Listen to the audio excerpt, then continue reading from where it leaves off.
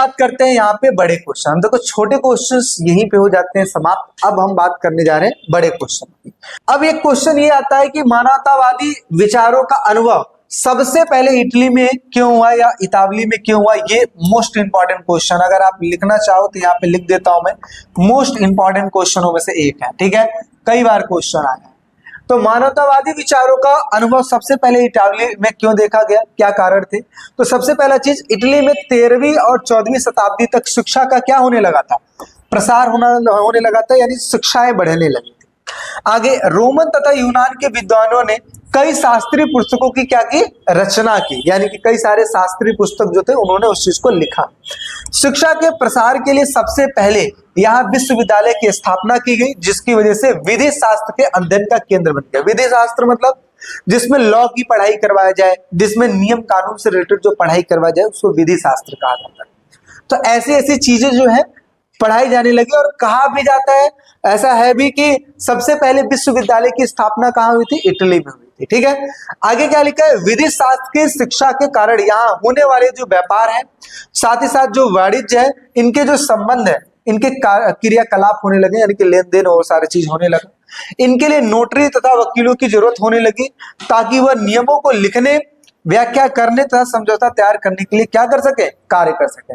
यानी कि जैसे देखिए कुछ भी काम ऐसा होता है तो हम जाते हैं नोटरी वाले के पास। नोटरी कौन होते हैं, जैसे आप देखते हो ना बिजली दफ्तर और ये सब जो होते हैं ना, उनके ऑफिस के जस्ट सामने जो लोग टाइपराइटर लेके बैठे रहते हैं ना, नोटरी बनाते हैं।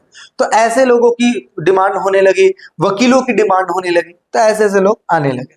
आगे पुस्तकों के प्रकाशन के कारण इटली की मानवतावादी संस्कृति का तेजी से फैलाव हुआ, क्योंकि इसके द्वारा लोग अपने विचारों को बहुत ही इजीली एक दूसरे से भेज सकते थे, या ये कम जो कहो कि बहुत इजीली प्रसार कर सकते थे। आज देखिए सोशल मीडिया क्या है, आज मेरी बातें आप सुन रहे हैं किसके माध्यम से, सोशल मीडिया के माध्यम से। लेकिन पहले ऐसा चीज नहीं था, तो पहले चीजों को लिखकर सेंड किया जाता था, इस प्रकार की चीजें। ठीक है, न्यूज़पेपर टाइप में।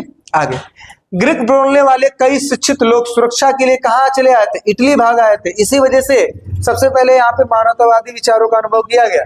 अच्छा, इन विद्वानों ने प्राचीन ग्रीक साहित्य को इटालियन के बीच में क्या किया, बीच रुचि बढ़ाई, यानी कि इनकी ही वजह से जो ग्रीक साहित्य था उसको इटालियंस के बीच में रुचि बढ़ाई। इट मीन्स इटालियन के बीच में लाकर उसको इंट्रोड्यूस करना, उसको सिखाना, बताना, वो सारा चीज करना, जिसकी वजह से इसके जो लोग थे इटली के, उनका जो इंटरेस्ट है उन सब चीजों के लिए भी बढ़ा। तो हमने क्या समझा इसमें, मानवतावादी विचारों का अनुभव सबसे पहले क्यों हुआ, क्योंकि वहां पे शिक्षा का प्रसार होने लगा, वहां पे कई सारी पुस्तकों की रचना की जाने लगी, विश्वविद्यालय की स्थापना हुई, वहां पे विधि शास्त्र पढ़ाया जाने लगा, साथ ही साथ व्यापार वाणिज्य जैसे संबंधों का अच्छा खासा होने लगा, क्योंकि वहां पे वकीलों तथा नोटरी वाले लोगों की जरूरत होने लगी। और ये इसलिए ताकि लड़ाई झगड़ा ये सब चीजें हो तो कहीं ना कहीं वकील जो उस चीज को हैंडल कर सके। आप देखिए बड़े बड़े जो केस होते हैं या कोई भी केस होता है जो कोर्ट में जाता है, उसके लिए वकील होते ही होते हैं। ठीक है, पुस्तकों के प्रकाशन के कारण कई सारी इटली की मानवतावादी संस्कृति का तेजी से फैलाव होने लगा। साथ ही साथ बहुत से ऐसे जो शिक्षित लोग थे जो कि ग्रीक से आ गए थे इटली में, और उन्होंने क्या किया, यहाँ पे चीजों को समझाया, बुझाया, इंट्रोड्यूस किया, और इसकी वजह से जो इटालियंस थे इनका भी इंटरेस्ट उन सब चीजों पे ग्रीक साहित्य की तरफ होने लगा। तो ये चीज हमने पढ़ लिया। चलिए और क्या है अगला भाई, अगला है मौद्रिक प्रौद्योगिकी के क्या लाभ हुए। अब ये देखो बहुत इजी है, आप ऐसे ही समझ जाओगे। मौद्रिक प्रौद्योगिकी का मतलब क्या होता है, प्रिंटिंग प्रेस के आ जाने से, यानी कि प्रिंट वाली सिस्टम आ जाने की वजह से कौन कौन से लाभ हुए। तो देखो भाई, पहले जो था ना, पहले प्रिंटिंग प्रेस था नहीं, चीजों को बहुत प्रसार किया नहीं जा सकता था, लेकिन प्रिंटिंग प्रेस आ जाने की वजह से जो चीज लिखने में टाइम लगता था वो प्रिंट करके दे दो, तो ऐसे में क्या होने लगा, लाभ होने लगा। तो क्या हुआ है, मुद्रित प्रौद्योगिकी के परिणाम स्वरूप पुस्तकें अधिक मात्रा में प्रकाशित होने लगी, पुस्तकों का क्रय होने लगा। क्रय मतलब क्या हुआ, खरीदने लगे लोग, आगे, अब विचार मत जानकारी बहुत तेजी से फैलने लगी। अब एक मुद्रित पुस्तक सैकड़ों पाठकों के पास एक साथ पहुंचने लगी। पहले एक व्यक्ति पढ़ता था, बाकी सब समूह बना के सुनते थे, लेकिन अब सबके पास पुस्तक है और जरूरी नहीं है समूह में पढ़ो, आप कहीं भी बैठ के पढ़ सकते हो। आज देखिए किसी को गवर्नमेंट जॉब एग्जाम, मतलब गवर्नमेंट जॉब का जो एग्जाम है वो क्रैक करना होता है, तो ऐसे सिचुएशन में सेल्फ स्टडी कहा जाता है, सेल्फ स्टडी बेस्ट स्टडी, और ऐसे में लाइब्रेरी में जाके अकेले बच्चे बैठ बैठ के पढ़ते हैं ताकि कोई डिस्ट्रैक्ट ना करे। ठीक है, आगे, पाठक पुस्तकों को खरीदकर एकांत में आराम से बैठकर पढ़ सकते थे और इससे लोगों की पढ़ने की जो रुचि है उसमें इंटरेस्ट वृद्धि होने लगी। पुस्तकों के प्रकाशन के कारण इटली की मानवतावादी संस्कृतियों का बहुत तेजी से प्रसार भी देखने को मिल गया, जिसकी वजह से लोग अपनी बातों को पुस्तकों में लिखने लगे और उस चीज का प्रसार करने लगे। समझ में आ रही चीजें? तो इस तरीके से मुद्रित प्रौद्योगिकी के लाभ हमने कर लिए। सॉरी, चलिए अगला बात कर लेते हैं। अब देखिए एक क्वेश्चन और, ये तो बहुत अच्छे अच्छे क्वेश्चन और इजी इजी क्वेश्चन देखने को मिलेंगे। 16वीं शताब्दी में महिलाओं की स्थिति का वर्णन कीजिए, यानी कि महिलाओं का क्या इंपॉर्टेंस था। तो अभी जस्ट हमने पीछे बात किया मार्चिसा इसाबेला d'Este, जिन्होंने अपने पति की गैर मौजूदगी में यानी कि अनुपस्थिति में उन्होंने राज्य को चलाया। और ऐसे एक नहीं, लियोनार्डो दा विंसी, ठीक है, ये सारे जो लोग थे, इनकी ही वजह से बहुत सारी चीजें हुई उस समय। ठीक है, तो उस समय महिलाएं जो है उनकी क्या स्थितियां रही हैं उनके बारे में हम पढ़ने वाले हैं। तो देखिए क्या लिखा है, सार्वजनिक जीवन में अभिजात एवं संपन्न परिवार के पुरुष का प्रभुत्व था, यानी कि पुरुष वर्ग ज्यादा उस समय प्रधान हुआ करता था, उनका ज्यादा दबदबा चलता था। महिलाओं के दहेज को वे पारिवारिक कारोबार में लगा देते थे, परंतु महिलाओं को कारोबार में परामर्श देने का अधिकार नहीं था। दहेज सिस्टम चलता था, दहेज के रूप में पैसा लिया जा सकता था, लेकिन वो पैसा लेके कारोबार में तो लगा देते थे, लेकिन महिलाओं को कारोबार से रिलेटेड कुछ बोलने का अधिकार नहीं था कि आप ये करो, आप वो करो। ठीक है, आगे, साधारणतः कारोबारी मैत्री को सुदृढ़ करने के दो परिवारों में विवाह संबंध स्थापित करते थे, यानी कि अपनी मित्र, कई बार ऐसा भी होता था ना कि मित्रता को और गहरा रूप देने के लिए शादी करवा दी जाती है। जैसे आपने बहुत सारे फिल्मों में देखा होगा कि जो दो लोग होते हैं वो मित्र होते हैं और कहते हैं कि मैं अपने बच्चे की शादी आपसे करा दूंगा, बड़े हो जाते हैं, पता लगता है ये भी मुकर गया, वो तो मुकर ही गया।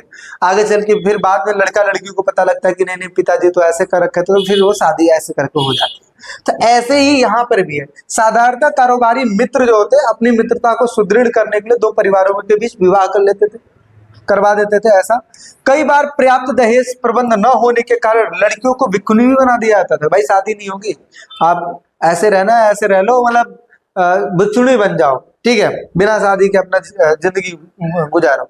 सार्वजनिक जीवन में महिलाओं की भागीदारी कम थी, उनका उत्तरदायित्व तो घर परिवार तक ही सीमित था। व्यापारी परिवारों में महिलाएं दुकानों को चलाने में सहायता करती थी, आवश्यकता पड़ने पर महिलाएं व्यापार को भी संभालती थी तथा सार्वजनिक जीवन में भाग भी लेती थी।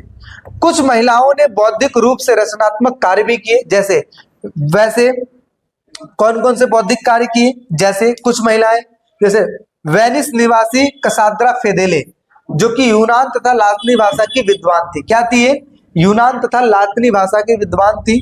और मांटुआ की मार्चिसा इसाबेला d'Este, इन्होंने क्या किया था, पति की गैर मौजूदगी में अपने राज्य पर शासन किया था। तो दो व्यक्तियों का नाम यहाँ पे आया, वेनिस निवासी कसाद्रा फेदेले, जिन्होंने यूनानी तथा लातिनी भाषा की विद्वान थी, और दूसरा हमें क्या समझ में आया, मांटुआ की मार्चिसा इसाबेला d'Este, जिन्होंने अपने पति की अनुपस्थिति में राज्य को चलाया। ठीक है, तो इस तरीके से हम समझ सकते हैं 16वीं शताब्दी में महिलाओं की स्थिति कैसी थी। ठीक, आगे अगला क्वेश्चन है, मार्टिन लूथर कौन था और उसने पोप के विरुद्ध विद्रोह क्यों किया? तो मार्टिन लूथर एक प्रकार का धर्म सुधारक था और उसने पोप के विरुद्ध विद्रोह इसलिए किया क्योंकि उसको बहुत सारी कमियां नजर आई और उसकी वजह से उन्होंने कर दिया। तो क्या क्या हुआ, मार्टिन लूथर ईसाई धर्म में प्रोटेस्टेंट नामक सुधारात्मक आंदोलन चलाया और इस चीज के लिए विख्यात है। और वे जर्मन भिक्षु धर्मशास्त्री विश्वविद्यालय में प्राध्यापक भी थे, पादरी तथा चर्च सुधारक भी थे। ठीक है, इनके विचारों द्वारा प्रोटेस्टेंट नामक सुधारात्मक आंदोलन प्रारंभ हुआ, जिसने पश्चिमी यूरोप के विकास की दिशा को बदल दी और इसे धर्म सुधार आंदोलन के नाम से भी जाना जाता है। तो हमें क्या समझ में आया, एक ऐसे व्यक्ति थे जिनको धर्मशास्त्री, विश्वविद्यालय में प्राध्यापक के रूप में काम किया, पादरी, धर्म सुधारक भी थे और इन्होंने एक आंदोलन चलाया और इनकी वजह से इनका नाम हुआ और इन्हीं की वजह से पश्चिमी यूरोप में विकास की जो दिशा है यानी कि डायरेक्शन जो है वो बदल गई। ठीक है, और इस आंदोलन को हम धर्म सुधार आंदोलन के नाम से भी जानते हैं। अच्छा, क्यों किया अब क्वेश्चन आता है कि उन्होंने पोप के विरुद्ध विद्रोह क्यों किया। तो इसके कई सारे कारण हैं। क्या कारण है? सबसे पहला, पादरियों का भोग विलास का जीवन। इनका मानना यह था कि चर्च ने बहुत अधिक धन संपत्ति इकट्ठा कर ली है, पादरी लोग भोग विलास की जीवन बिताने लगे हैं और इन कारणों से बहुत से व्यक्ति इनसे घृणित होने लगे हैं, घृणा करने लगे। जैसे कई बार हम देखते हैं ना कि लगता है कि यार ये तो अपना घर भर रहे हैं, ऐसा। यही बात है कि धर्म सुधार आंदोलन के कारण का एक प्रमुख कारण बन गया और इसकी वजह से इन्होंने धर्म सुधार आंदोलन चालू कर दिया। दूसरा कारण क्या था? पादरियों के पदों की बेचना, यानी कि कई बार अपने पदों को भी बेच देते थे। चर्च के पादरियों द्वारा पादरियों का पद एक सम्माननीय पद होता था, लेकिन आगे चल के पादरियों के पदों को बेचा जाने लगा था और इसके कारण, इसके परिणाम स्वरूप जो चर्च है, चर्च के विरुद्ध इन्होंने आंदोलन कर दिया। अगला है पाप स्वीकारोक्ति दस्तावेज। ये क्या था पाप स्वीकारोक्ति दस्तावेज? इसमें एक प्रकार का सर्टिफिकेट जारी करते थे कि अगर आपने जितना भी पाप किया है उस पाप से मुक्ति मिल जाएगी अगर आपके पास ये सर्टिफिकेट रहेगा। तो क्या लिखा है? चर्च द्वारा जारी किया गया एक दस्तावेज जो कि उनके सभी पापों के धारक को अनुपस्थित करने के लिए एक लिखित वादे की गारंटी देता है। सच्चाई पता चलने पर लोगों ने चर्च के विरुद्ध क्या कर दिया भाई? विद्रोह कर दिया। एक अगला है पोप द्वारा कर की वसूली, यानी कि पोप जनता से अनेक प्रकार के कर वसूला करता था, शुल्क वसूला करता था तथा स्वयं ऐश्वर्य तथा आराम की जिंदगी में बिताता था और इससे लोग चर्च के क्या हो गए भाई? विरुद्ध हो गए। तो इस प्रकार से हमने क्या समझा कि पादरियों का भोग विलास में जीवन था, इस वजह से इन्होंने विद्रोह किया। पादरियों के पदों को बेचा जाने लगा, इसलिए से इन्होंने विद्रोह किया। और पाप स्वीकृति दस्तावेज था जिसके बारे में आगे चल के लोगों को पता लगा, इस वजह से इन्होंने विद्रोह किया। और लास्ट है पोप द्वारा कर की वसूली, यानी कि कर की वसूली करते थे और ऐसा लगने लगा कि भाई ये सिर्फ और सिर्फ अपना खजाना भरना चाहते हैं, ठीक है, यानी कि अपना तिजोरी भरना चाहते हैं एक तरीके से, और इस वजह से इन्होंने क्या कर दिया? विद्रोह कर दिया। ठीक है, समझ में आ रही चीजें? देखिए सारी चीजें आसान है, बस समझने की बात है।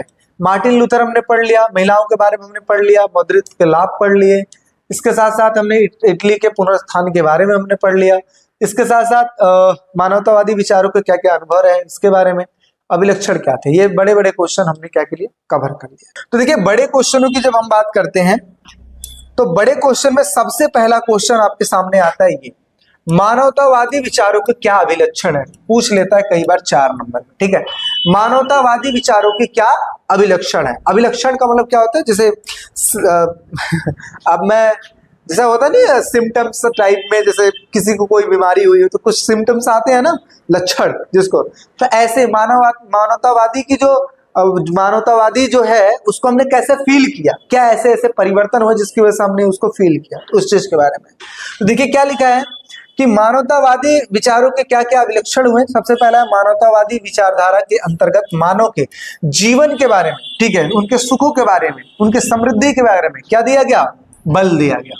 दूसरे नंबर पे मानवतावाद के मुताबिक इंसान ईश्वर या किसी अलौकिक शक्ति पर निर्भर न होकर नैतिक तथा उत्पादक जीवन जी सकता है। यानी कि इनका यह मानना था कि अगर इंसान के अंदर इंसानियत है, इंसान के अंदर इंसानियत है तो उससे बड़ी कोई चीज नहीं है। ठीक है, जरूरी नहीं आप भगवान के ऊपर डिपेंड रहोगे तो ही आपको खाने को मिलेगा, ऐसा नहीं। उनका मानना यह था कि अगर आप एक अच्छे इंसान हो और आपके अंदर नैतिकता है, ठीक है, और आप किसी चीज का प्रोडक्शन करते हैं तो आप अपने जिंदगी को निर्वाह कर सकते हैं। ठीक है, आगे मानव का अपना एक अलग महत्व है। मानव जीवन को सुधारने और उनके भौतिक जीवन की समस्याओं का समाधान करने पर बल देना चाहिए। ठीक है, मानव का सम्मान करना चाहिए। इसका कारण यह है कि मानव ईश्वर की सर्वश्रेष्ठ रचनाओं में से एक है। यानी कि देखा जाए तो ये बात निकल के आती है कि मानव भगवान के द्वारा बनाई गई सारी चीजों में से सबसे उत्कृष्ट बनावट है और ऐसे में तो ऐसे में जो मानव है, मानवों का सम्मान करना चाहिए।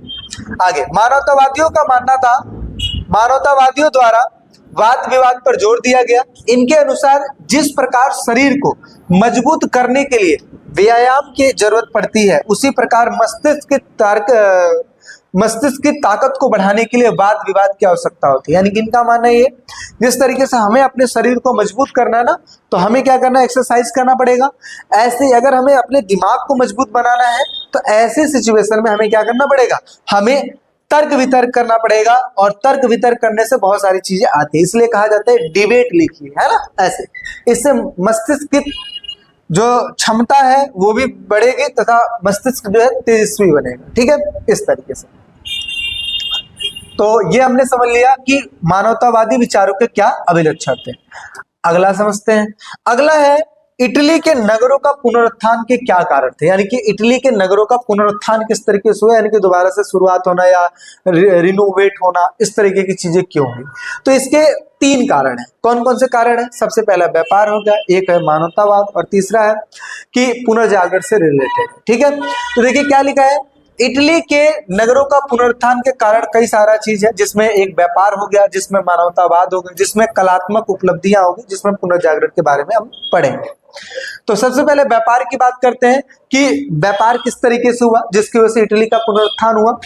तो देखिए क्या लिखा है, भूमध्य सागर तथा यूरोप के अन्य हिस्सों के साथ व्यापार में वृद्धि होने लगी। व्यापार में क्या होने लगा, वृद्धि होने लगी। दूसरा, व्यापार के विस्तार से शहर समृद्ध और शक्तिशाली होने लगे। यानी कि जो व्यापार होने लगा, तो व्यापार होएगा तो क्या होएगा, व्यापार होएगा तो जाहिर सी बात है शहर जो समृद्ध बनेगा, यानी कि अमीर बनेगा, और साथ ही साथ शक्तिशाली भी बनेगा। जहां पैसा है वहां पे पावर है। आगे, व्यापारी वर्ग के उत्थान से इटावली नगर राज्यों के सरकारों पर उनका क्या होने लगा, कंट्रोल होने लगा, नियंत्रण होने लगा। यानी कि व्यापारी वर्ग के उत्थान की वजह से जो इटली नगर के राज्य हैं, उनकी जो सरकारें हैं, सरकार उन पे क्या करने लगी, कंट्रोल करने लगी। आगे, मानवतावादी की बात करते हैं। तो देखिए मानवतावाद क्या लिखा है, मानवतावाद एक बौद्धिक आंदोलन था जिसने प्राचीन ग्रीक तथा रोमन के साहित्य तथा कला पर जोर दिया। यानी कि रोम के साहित्यों पर, उनकी कलाओं पर जोर दिया। साथ ही साथ मानवतावाद ने इटली के नगरों में एक नई संस्कृति तथा शिक्षा प्रणाली को जन्म दिया।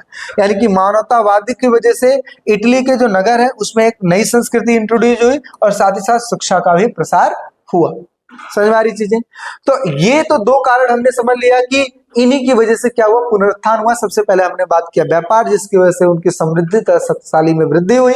साथ ही साथ व्यापार हुआ, व्यापार, और इसके साथ साथ जो सरकार था उनका भी जो नियंत्रण है ना वो बढ़ा। ठीक है। दूसरा, हमने मानवतावाद पढ़ा, जिसमें हमने ये समझा कि एक बौद्धिक आंदोलन था जिसकी वजह से ग्रीक तथा रोम के साहित्य तथा कला पर जोर दिया गया।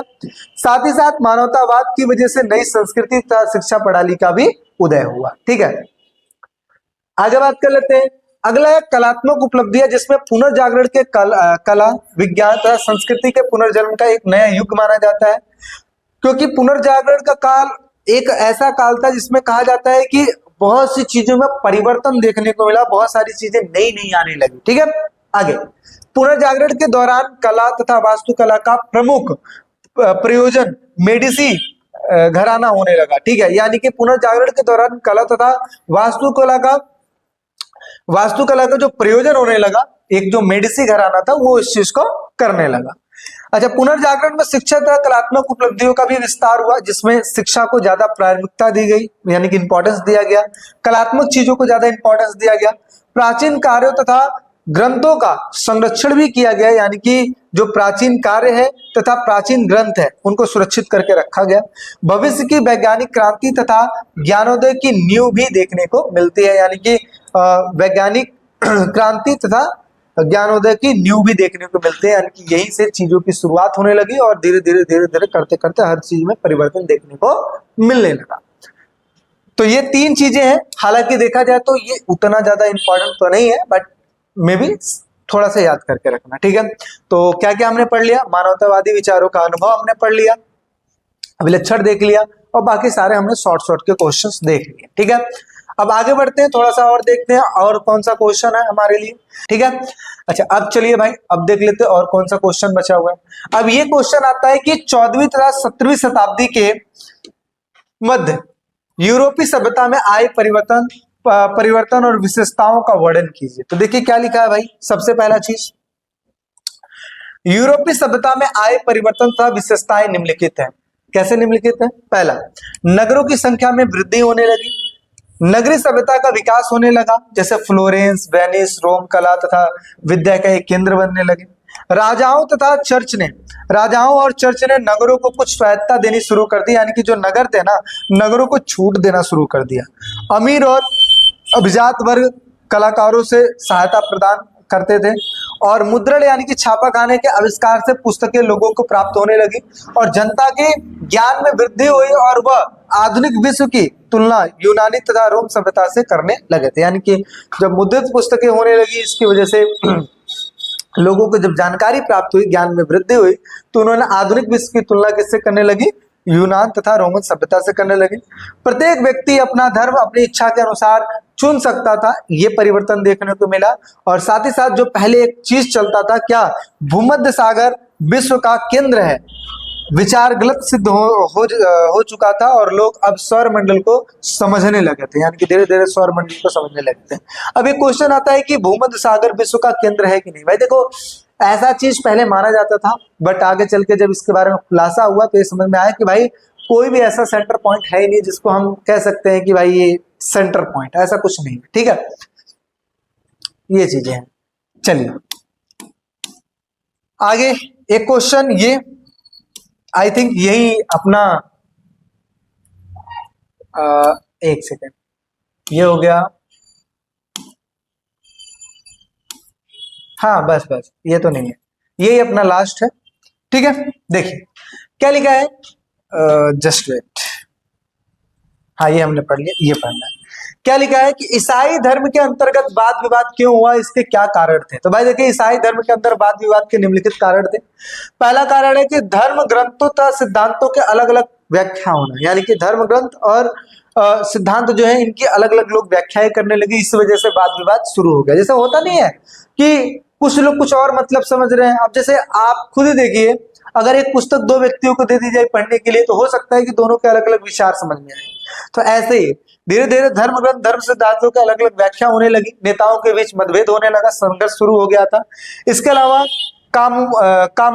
कामुकता यानी कि लैंगिकता, जिसको सेक्सुअलिटी कहते हैं, ठीक है, सामाजिक न्याय जैसे मुद्दों पर अलग अलग राय होने लगा था। ठीक है, यानी कि लोगों की अलग अलग बातें होने लगी थी, अलग अलग राय होने लगा था कि क्या चीज सही है क्या चीज सही नहीं है। जैसे होता नहीं, कई लोग इंपॉर्टेंस देते हैं, वरीयता देते हैं लेडीजों को, कई लोग नहीं देते हैं, तो ये सब चीजें है ना। आगे यहूदी धर्म ईसाई धर्म के बीच भेदभाव होने लगा था, मतभेद होने लगा था। इंग्लैंड के टॉमस मोर तथा हॉलैंड के इरेस्मस के अनुसार चर्च एक लालची लूट खसोट संस्था बन चुकी थी और पाप स्वीकृति दस्तावेज की आलोचना की गई। पादरियों के अनुसार इस दस्तावेज से लोग धन देकर अपने पापों से छुटकारा पा सकते थे और ये लोगों से धन लेने का एक तरीके से सरल तरीका था और इसकी वजह से वो चीजों को लेकर ये सारी चीज करते थे। ठीक है, तो इन्हीं सभी चीजों की वजह से क्या हो गया, वहां पर वाद विवाद हो गया। अब देखते हैं कि क्या क्या परिणाम हुआ। तब वाद विवाद समझ में आ गया, पहला लोगों के अलग अलग विचारधारा है हर चीजों पर। ठीक है, अब ये देखते हैं हम कि आखिर परिणाम क्या निकला। देखिए भाई, परिणाम ये लिखा, ईसाई धर्म का विभाजन हो गया, अलग अलग संप्रदायों का उदय होने लगा। पश्चिम यूरोप में नास्तिकता तथा अविश्वास फैलने लगा। नास्तिकता मतलब जो भगवान पे बिलीव ही ना करें, इसे कहते हैं नास्तिक। ठीक है, ये सब होने लगा। अविश्वास धीरे धीरे फैलने लगा। चर्च तथा सरकार का गहरा संबंध जो था वो धीरे धीरे टूटने लगा और स्पेन में प्रोटेस्टेंट लोगों को अपनी मनपसंद उपासना की छूट दे दी गई कि आप जिस मर्जी को, अगर आपको पूजा करना है, जानना है और फॉलो करना, उस चीज को आप कर सकते हैं। और कैथोलिक चर्च में कई सुधार हुए, जैसे पादरियों का सादा जीवन, निर्धनों की सेवा पर ये सब जोर दिया जाने लगा। तो ये कुछ परिणाम निकले थे। ठीक है, तो जो पीछे वाले जो क्वेश्चन है ये 8-8 नंबर के क्वेश्चन है, जो आगे वाले क्वेश्चन बताया वो 4-4 नंबर में भी आ सकते हैं।